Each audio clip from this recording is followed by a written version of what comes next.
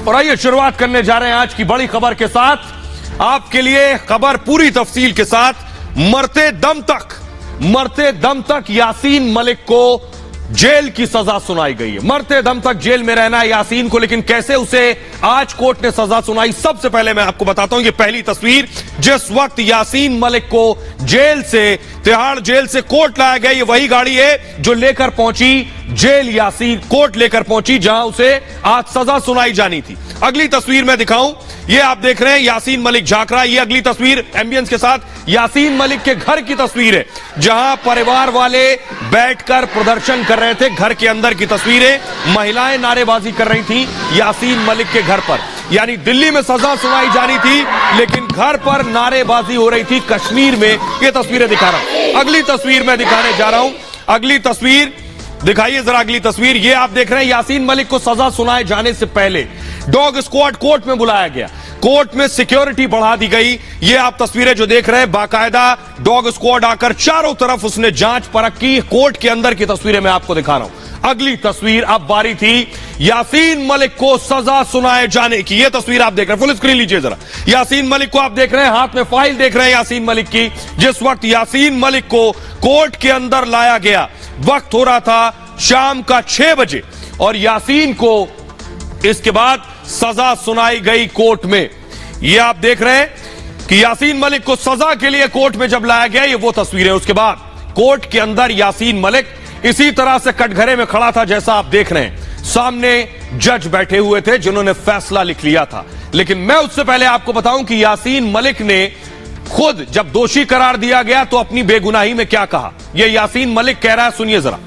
अगर मैं 28 साल में आतंकवादी गतिविधि या हिंसा में शामिल रहा, यासीन मलिक कह रहा है, और खुफिया एजेंसी इसे साबित कर देती हैं, तो मैं भी राजनीति से संन्यास ले लूंगा, मुझे फांसी मंजूर होगी। यह यासीन मलिक कह रहा था।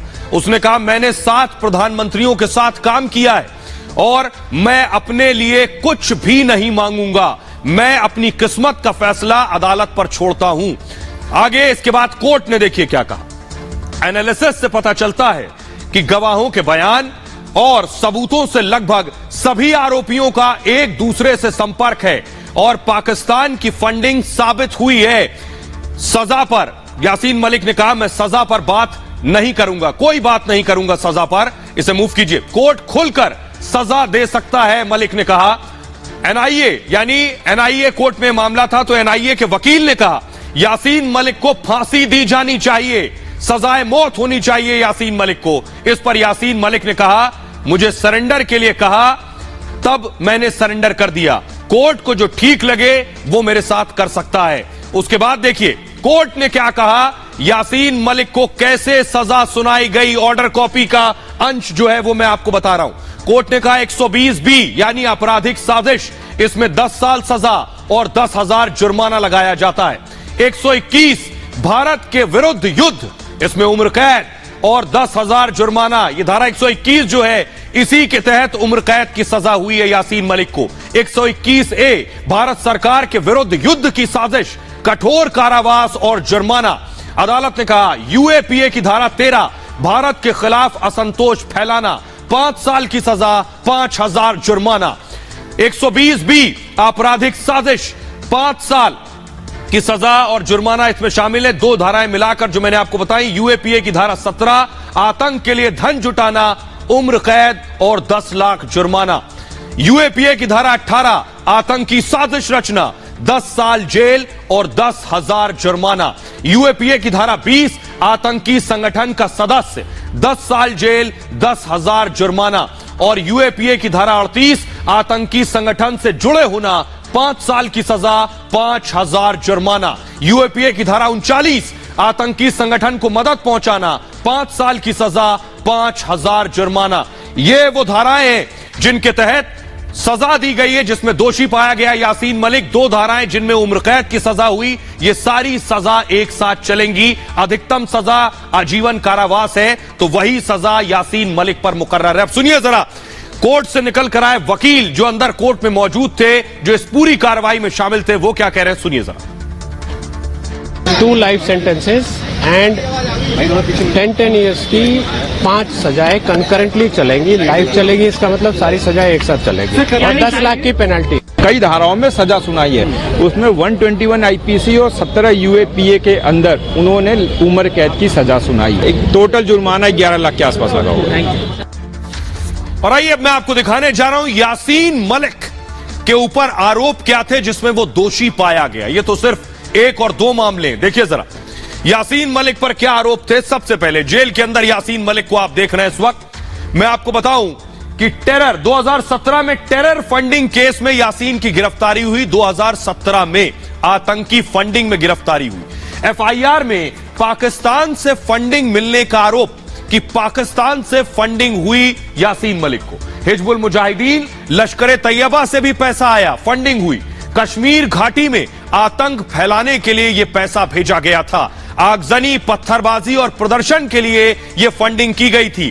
फर्जी कंपनियों के जरिए यूएई यानी यूनाइटेड अरब एमिरेट से भी पैसा आया। एनआईए ने जम्मू कश्मीर, दिल्ली और हरियाणा में बाकायदा उस दौरान छापेमारी की थी। एनआईए ने टेरर फंडिंग को लेकर सबूत जुटाए थे यासीन मलिक के खिलाफ। यासीन के खिलाफ अब सबूत देखिए जरा, 400 इलेक्ट्रॉनिक सबूत मिले, 400 इलेक्ट्रॉनिक सबूत। शब्बीर शाह को भेजे गए यासीन के हजारों मेल मिले एनआईए को।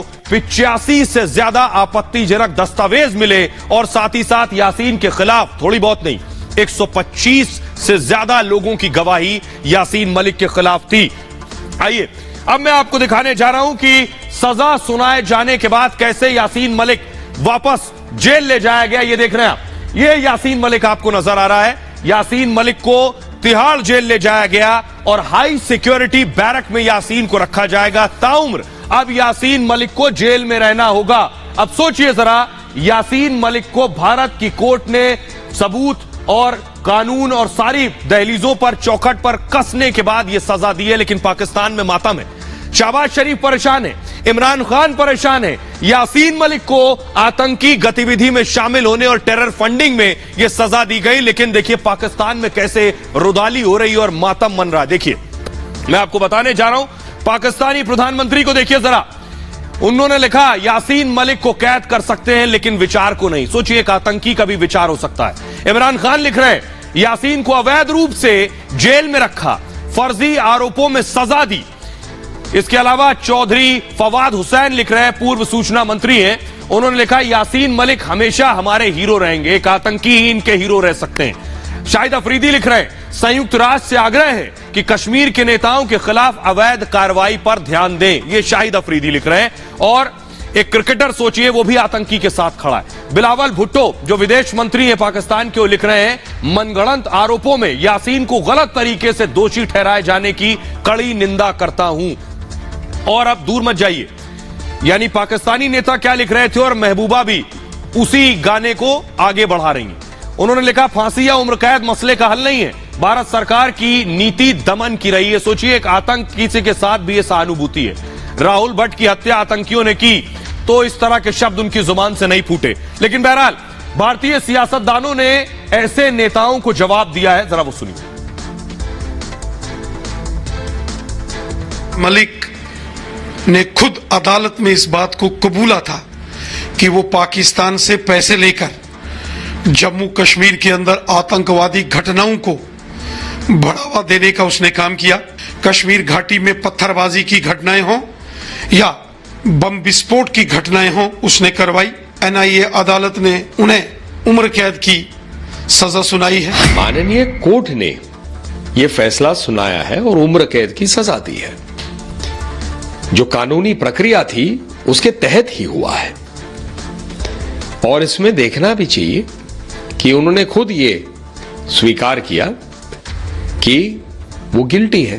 तो कोई व्यक्ति यदि किसी आतंकवादी संगठन या संगठनों के साथ जुड़ा हुआ है, उनके लिए पैसे इकट्ठा करता है या वो पैसे उन तक पहुंचाने की प्रक्रिया में कहीं शामिल होते हैं, तो ये तो कानूनी रूप से गलत है और उसकी सजा तो होनी ही है। महबूबा मुफ्ती को बड़ी तकलीफ हो रही है कि ये कह रही हैं कि फांसी देने से या उम्र कैद देने से मसले हल नहीं होते, और खास करके ये बात कहना कि पाकिस्तान की कोर्ट्स बेहतर हैं हिंदुस्तान की कोर्ट से, उससे साफ जाहिर होता है कि पाकिस्तान के प्रति इनका शुरू से लगाव है। इन्हीं लोगों द्वारा यहाँ पर हालात खराब किए गए। यही लोग यासीन मलिक जैसे आतंकियों के समर्थक रहे। मेरा इशारा पाकिस्तान की ओर है, जो इस तरह की गतिविधियों को बढ़ावा देने के लिए उनको टेरर फंडिंग करते हैं, उनको भी सोचना चाहिए, उनके आकाओं को भी सोचना चाहिए कि हिंदुस्तान के कानून। अब सोचिए जरा, पाकिस्तान का कहना है कि वो इस मामले को अंतर्राष्ट्रीय कोर्ट में ले जाएगा, वहां भी मुंह की खाएगा। देखिए जरा, अब पाकिस्तान की इंटरनेशनल साजिश क्या है।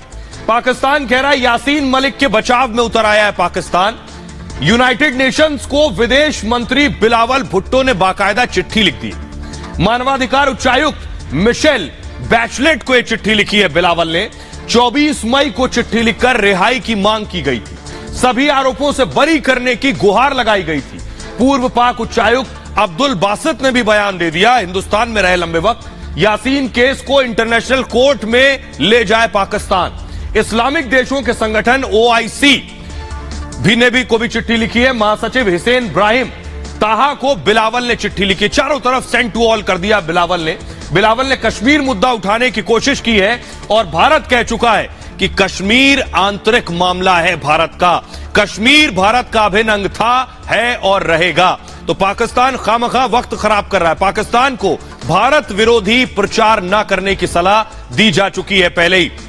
आइए मैं आपको सुनवाता हूं, सुनिए जरा वकील क्या कह रहे हैं जो अंतर्राष्ट्रीय कोर्ट के बारे में जानते हैं। क्या पाकिस्तान इंटरनेशनल कोर्ट जा सकता है, और जाता है तो कुछ कर पाएगा या वहां भी मुंह की खाएगा? सुनिए जरा।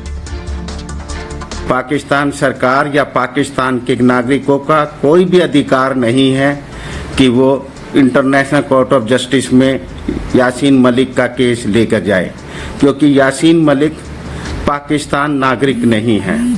यासीन मलिक हिंदुस्तान का नागरिक है और उसने हिंदुस्तान के कानून को तोड़ा है।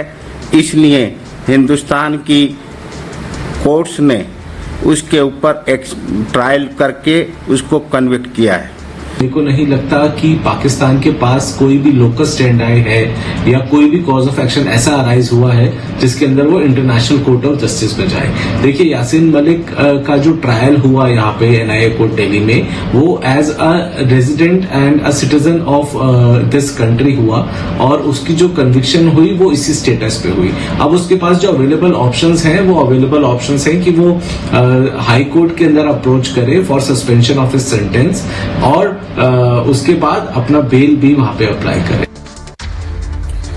तो आपने सुन लिया, लेकिन अब मैं आपको मिलवाने जा रहा हूं। यासीन मलिक पर आरोप है 4 भारतीय जवानों की हत्या का।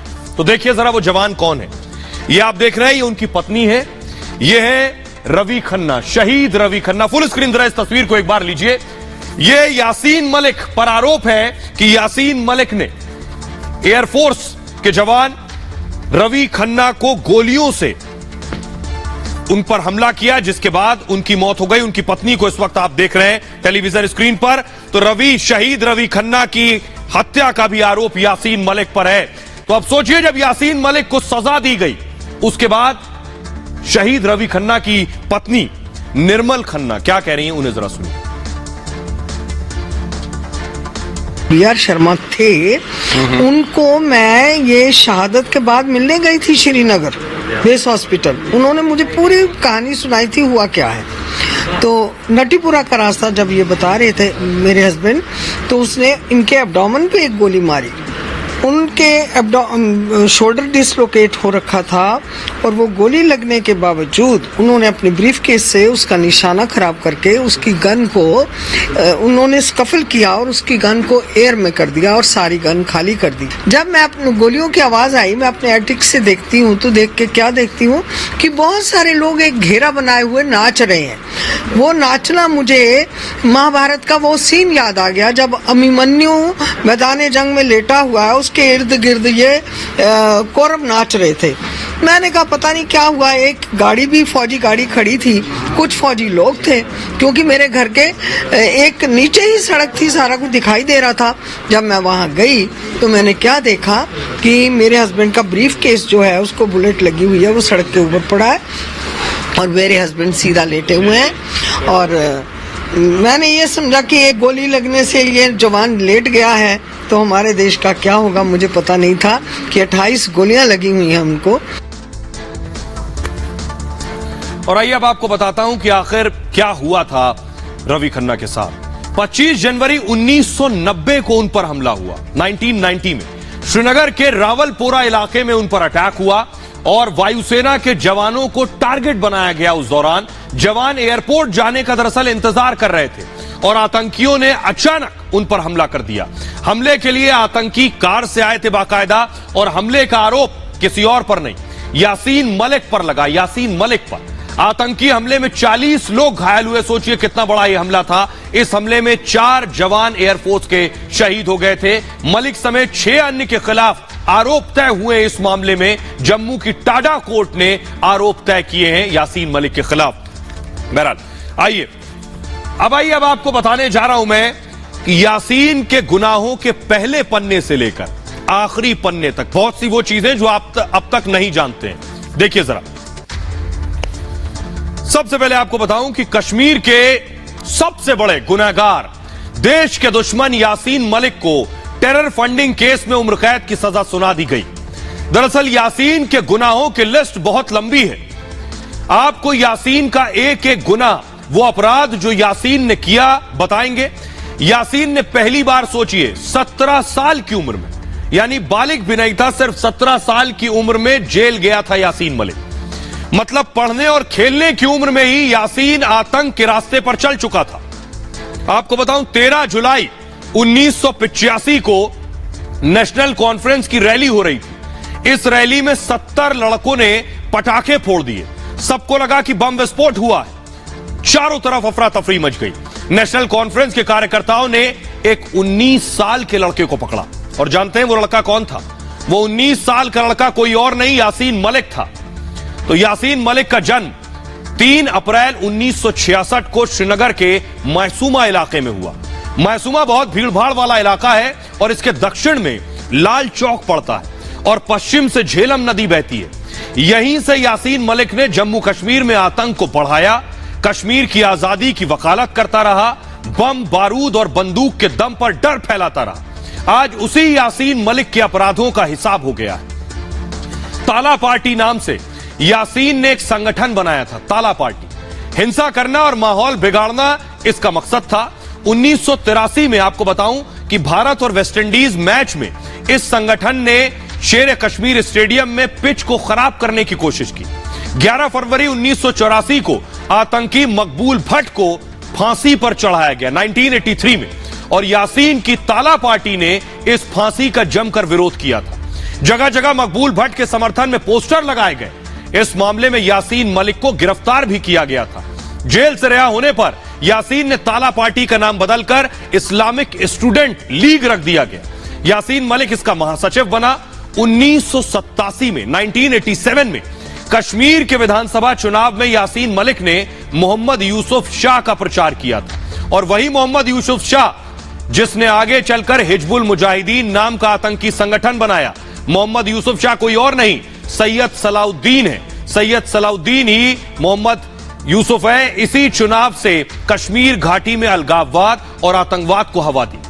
आपको बताऊं, यासीन मलिक ने बाकायदा एक इंटरव्यू में कहा था, मैं आपको साफ कर दूं, 1987 के चुनाव में हुई धांधली के कारण हमने हथियार नहीं उठाए थे। हम 1987 से पहले भी वहां थे। यासीन मलिक के शब्द थे। 1987 के चुनाव के बाद घाटी के हालात बदल गए। कश्मीर में घटनाएं हिंसक हो गई, तेजी से ये घटनाएं बढ़ी और गैर मुस्लिमों पर, हिंदुओं पर हमले तेज हो गए, कश्मीरी पंडितों पर हमले तेज हो गए। मुस्लिम यूनाइटेड फ्रंट के ज्यादातर उम्मीदवार बाद में आतंकी बन गए। चुनाव के बाद कुछ समय के लिए यासीन मलिक पाकिस्तान चला गया। यासीन ने वहां आतंक की ट्रेनिंग ली। इसके बाद कश्मीर लौटकर कत्लेआम मचाने लगा। 1988 में यासीन मलिक जम्मू कश्मीर लिबरेशन फ्रंट यानी JKLF से जुड़ा। 8 दिसंबर 1989 को कुछ ऐसा हुआ जिसने देश को हिलाकर रख दिया। देश के गृह मंत्री मुफ्ती मोहम्मद सईद की बेटी रूबिया सईद को आतंकियों ने अगवा कर लिया। इस किडनैपिंग का मास्टरमाइंड कोई और नहीं, अशफाक वानी था। इसे अंजाम दिया था JKLF के आतंकियों ने, जिसका मुखिया खुद यासीन मलिक। 13 दिसंबर को सरकार और आतंकियों के बीच समझौता हुआ। रूबिया की रिहाई के बदले 5 आतंकियों को छोड़ा गया। शाम 5 बजे रूबिया को छोड़ दिया गया। रात 12 बजे विशेष विमान से रूबिया को दिल्ली लाया गया। रूबिया के बदले आतंकियों की रिहाई का विरोध भी हुआ। 1994 में जेल से रिहा होने के बाद यासीन मलिक ने हथियार डाल दिए। उसने हिंसा की बजाय बातचीत से मसला सुलझाने की बात कही। उसने राजनीतिक मध्यस्थता की बात की। उसने कहा कि कश्मीर मसले पर भारत और पाकिस्तान की सरकारों के साथ बातचीत में उसे भी शामिल किया जाए, लेकिन भारत को यह मंजूर नहीं था। किसी आतंकी से बात करने को भारत तैयार नहीं था। यासीन मलिक की जिंदगी कभी जेल के अंदर और कभी बाहर बीतती रही। वो पाकिस्तान के प्रधानमंत्री और राष्ट्रपति से मुलाकात करने लगा। यहां तक कि मलिक ने भारत के तत्कालीन प्रधानमंत्री मनमोहन सिंह से भी कई मुलाकातें की। कहा जाता था कि मनमोहन सिंह से दिल्ली आकर उसकी मुलाकात होती थी। इस मुलाकात की तस्वीरें भी आज मौजूद हैं। 2009 में यासीन मलिक ने पाकिस्तान की रहने वाली मुशाल हुसैन से शादी कर ली। दोनों ने पाकिस्तान में ही शादी की। दोनों की एक बेटी है जिसका नाम रजिया सुल्तान है। आपको बताऊं 2013 में यासीन मलिक ने लश्कर तैयबा का सरगना मोहम्मद हाफिज सईद के साथ मंच साझा किया। संसद हमले के दोषी अफजल गुरु को फांसी दिए जाने के बाद पाक में हुई शोक सभा में मोस्ट वांटेड आतंकी हाफिज सईद यासीन मलिक साथ दिखे। इसका काफी विरोध भी हुआ था। तो यह था यासीन मलिक का पूरा क्राइम का कच्चा चिट्ठा। आइए अब आपको सुनवाते हैं डिफेंस एक्सपर्ट यासीन को सजा दिए जाने के बाद क्या कहते हैं। This man deserved to hang at the end of the shortest rope possible. इसने 4 एयरफोर्स के हमारे जो कर्मी हैं उनकी निर्मम हत्या करी है। एक स्क्वाड्रन लीडर और 3 हमारे एयरफोर्स के पर्सनल। इसने कितने जो हमारे वहां पे कश्मीरी पंडित भाई मारे गए, जो बलात्कार हुए, उन सब के पीछे ऑर्केस्ट्रेट करने वाला इस जेनोसाइड का, इस एथनिक क्लेंजिंग का सरगना ये यासीन मलिक था। इसने इंसानियत के खिलाफ जुर्म किए हैं। He has committed crimes against humanity. जैसे सलामुद्दीन मिलोसेविक वगैरह की ट्रायल हुई थी, इसकी भी वैसी पब्लिक ट्रायल होनी चाहिए थी। अंतर्राष्ट्रीय दर्जे पर इसका गिल्ट एस्टैब्लिश्ड है। और इधर यासीन मलिक को सजा सुनाई गई और तस्वीर दिखाई जरा एम्बियंस के साथ।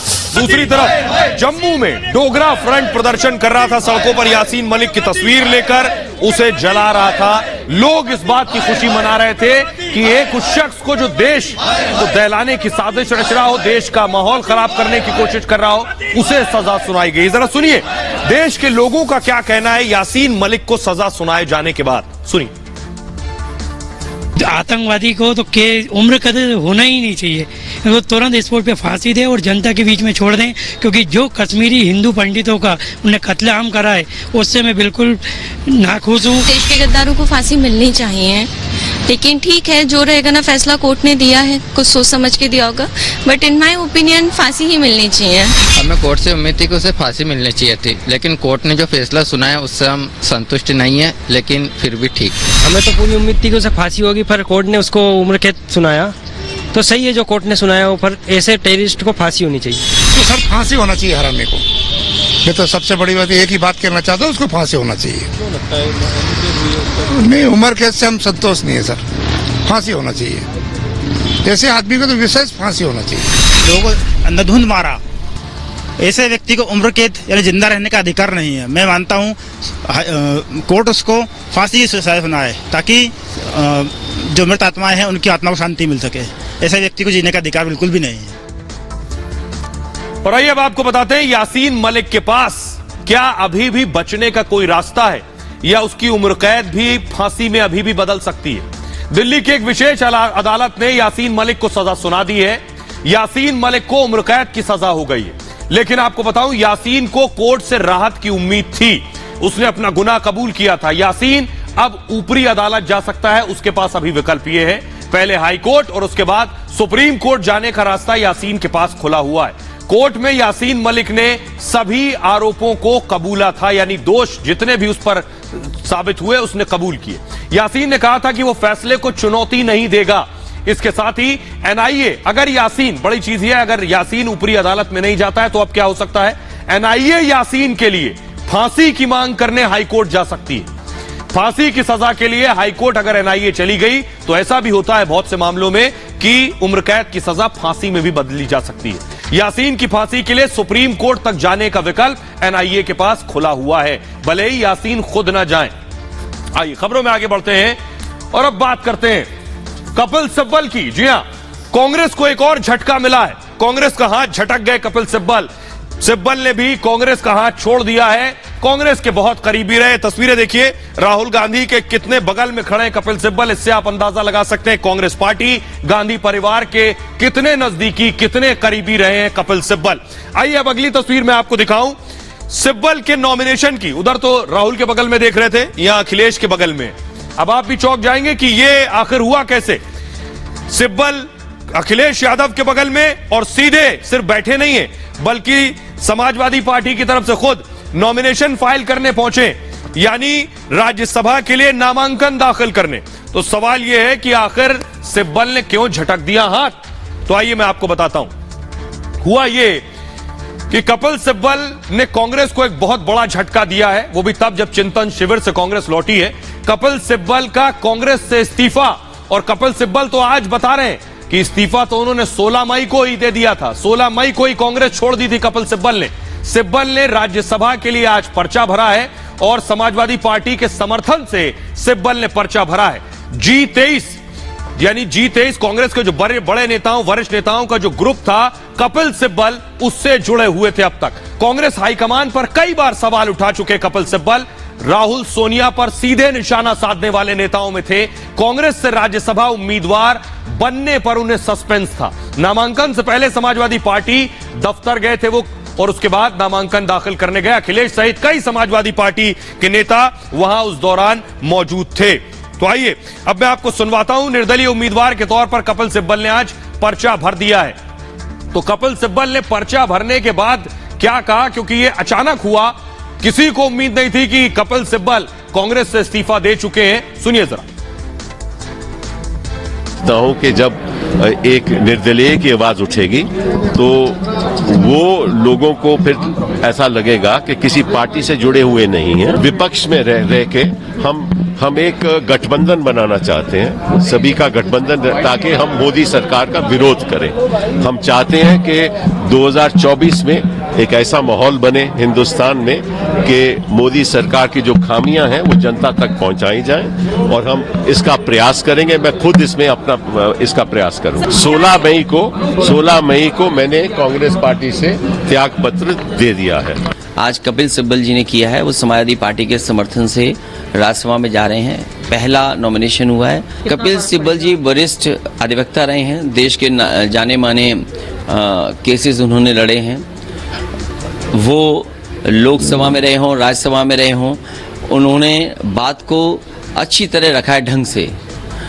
पॉलिटिकल कैरियर भी है उनके पास। एज ए लॉयर बहुत सक्सेसफुल लॉयर हैं। बड़े बड़े सवालों पे मुझे लगता है कपिल सिब्बल जी समाजवादी पार्टी और अपने विचारों को रख पाएंगे। और आइए अब आपको बताने जा रहे हैं, कपिल सिब्बल के पास एक पार्टी समाजवादी नहीं बल्कि तीन पार्टियां चाहती थी कि कपिल सिब्बल उनकी पार्टी से सीधे राज्यसभा जाएं।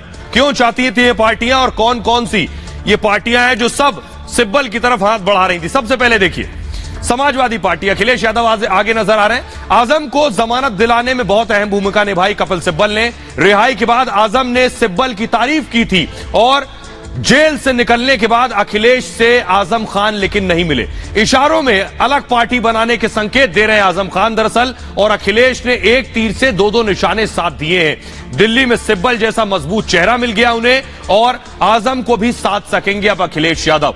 अखिलेश के अलावा दूसरे तेजस्वी यादव, वो भी चाह रहे थे कि सिब्बल को राज्यसभा भेज दे। आरजेडी भी सिब्बल को राज्यसभा भेजना चाहती थी। दरअसल चारा घोटाला मामले में लालू का केस लड़ रहे हैं कपिल सिब्बल। लालू परिवार पर चारा घोटाले के साथ ही कई और नए केस भी हैं। आरजेडी को राज्यसभा में 2 सीटें मिल सकती हैं, और सिब्बल को जोड़कर लीगल तौर पर मजबूत होने की कोशिश थी आरजेडी की। सीएम की कुर्सी बचाने में जुटे हैं। अगला नंबर देखिए, अगली पार्टी जेएमएम, हेमंत सोरेन।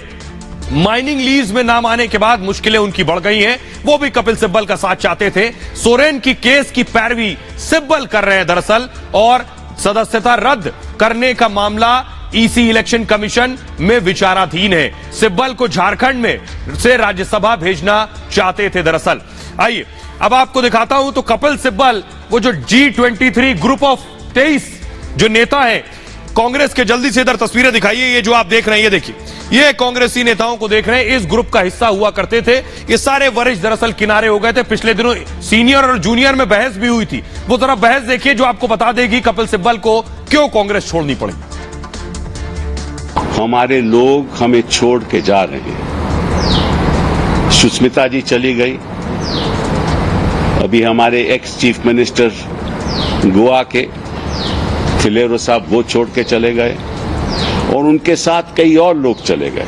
जितिन प्रसाद जी को मंत्रालय मिल गया, सिंधिया जी पहले ही चले गए थे। तो सवाल उठता ये है कि क्यों जा रहे हैं लोग। सवाल है, ये तो साफ जाहिर है कि कांग्रेस का कोई अभी इलेक्टेड प्रेसिडेंट नहीं है, लेकिन फिर भी निर्णय तो कोई ले ही रहे हैं ना।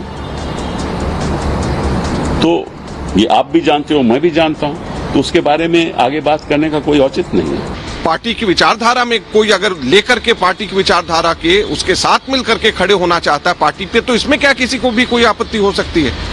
और ये सब लोगों को समझना चाहिए अच्छे से कि कांग्रेस वो संगठन है जिसने इन सब लोगों को पहचान दी है।